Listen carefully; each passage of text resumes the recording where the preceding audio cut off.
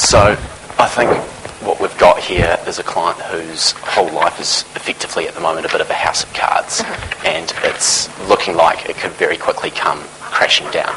Okay, and I think what we need to talk about first is our ethical position in respect of what she's told us and how that works, and then perhaps we move on to the criminality in terms of what offences possibly she's committed and the action we can take from here. Absolutely. In terms of ethics, this comes under a discretionary disclosure area, so it would be our choice as to whether or not we would disclose such things, and in particular it's because she is proposing or certainly not renouncing the option of future criminality. She said, if I can get away with it, I'm going to continue to take drugs and so forth. Absolutely. And particularly the rule we're looking at here is representing your client to the best of your abilities in level with what is the best of the abilities of the field. Absolutely. And the drugs definitely conflict with that.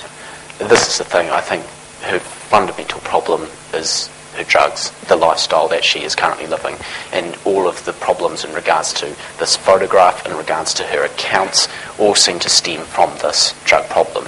And it looks like she's starting to develop the idea that perhaps that is something that is negative, but fundamentally as lawyers or as anyone, that's very much a personal choice. No one can stop someone else using. You can't seek help until you actually want that help.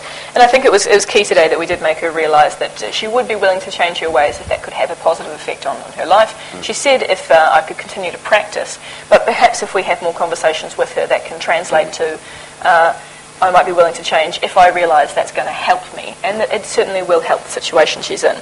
So before we move off the ethical issue, I think what's really important here is that our disclosure moves from sort of discretionary to mandatory depending on what she's planning to do. If she's planning to continue to take drugs, that's an offence, and so forth.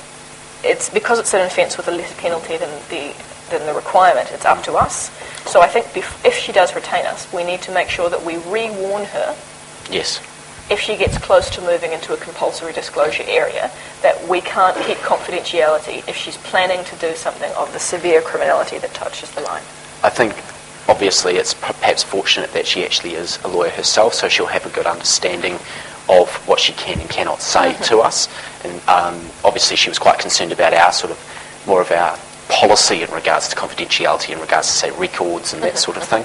But I think obviously we'll just have to keep reiterating that and perhaps not assuming that knowledge. Okay, so let's talk about the blackmail issue very briefly.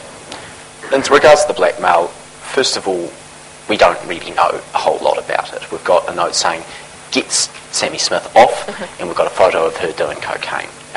We don't know necessarily what's going to happen to that photo, where that photo will go if she doesn't get Sammy Smith off. So it's difficult for us to say, absolutely, you'll be okay, or absolutely, you're stuffed. And we've made that clear to her a couple of times, that there is no guaranteed outcome with blackmail, regardless. Even if he got off all of those charges, that still wouldn't change anything. And I think what's really considerable here is that it is an absolute conflict for her to have that personal interest in the case and continue to represent him, especially if she hasn't disclosed that personal interest to him, because then he's not able to waive her interest. And if she doesn't want it to get out, she's indicated she doesn't want to tell Sammy. So she can't have an interest that she hasn't disclosed and then been waived with a client. I think in a lot of ways, though, that's probably the least of her ethical issues. Yeah, there are a few of them. Maybe we should send her a copy of the ethics rules.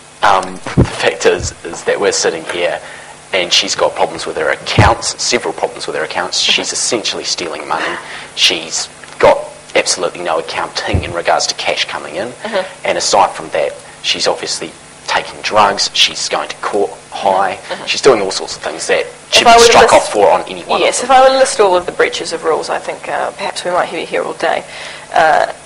What I think is important as well is that we're actually the ones that pay for it if she continues to do this. The Lawyers Indemnity Fund, we pay the money into it. Our firm would actually be paying her clients in the end if she continues to take that money.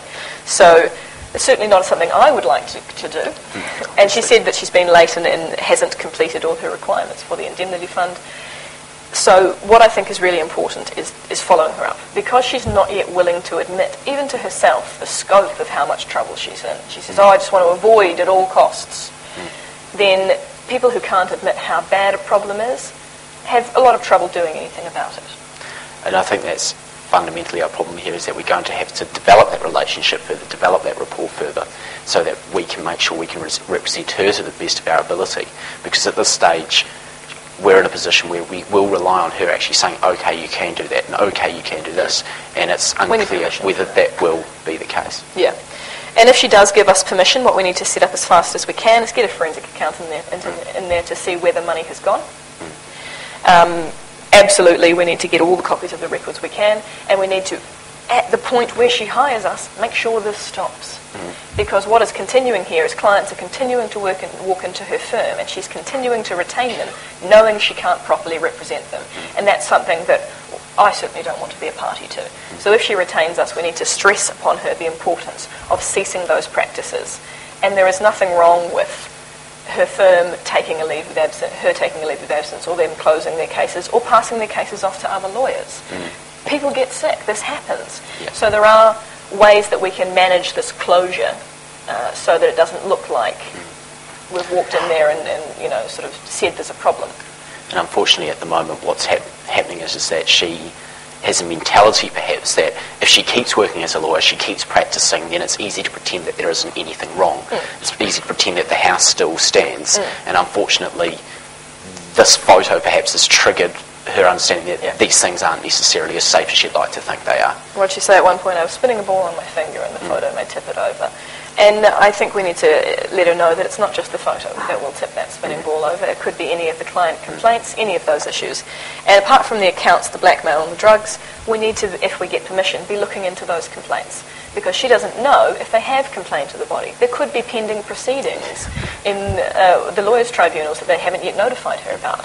So how far along those complaints are, how unhappy those clients are, and how we can fix those relationships are all things we can address with her. So what we'll need to do is first of all make sure that she signs up and we get her to represent us, so we'll have to follow that up, and from there we'll have plenty for us to go forward and do. First of all, perhaps providing her with a list of counsellors for drugs, then working out where the complaints are, and then perhaps trying to get a bit more information about where this photo is coming from.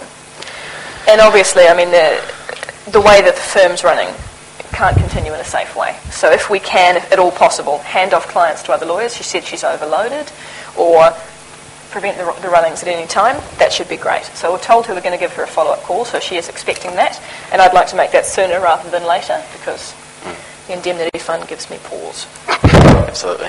All right.